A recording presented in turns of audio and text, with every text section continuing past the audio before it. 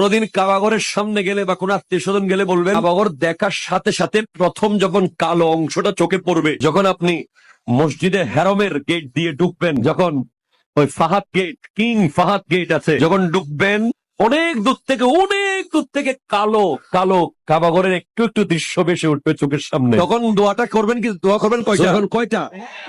একটা দোয়াই কবুল হবে দেখার সাথে সাথে। কাবা ঘর দেখার সাথে সাথে প্রথম যে দোয়াটা করবেন ওটা কবুল করবেন কে? এখন শিখে নেন, অনেক মানুষ জানেন না।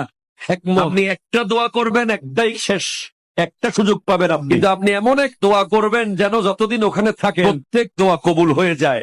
এই হ্যাকমতি দোয়াটা শিখে নেন। আপনি বলবেন, আল্লাহ আমি 10, 12, 15 যতদিন এখানে থাকবো, যতগুলো দোয়া করব সব কবুল করে নিয়ে পাবেন। কয়টা? কাবা, কাবে কি রৌনক, কাবে কা মঞ্জর, আল্লাহু আকবার, আল্লাহু আকবার।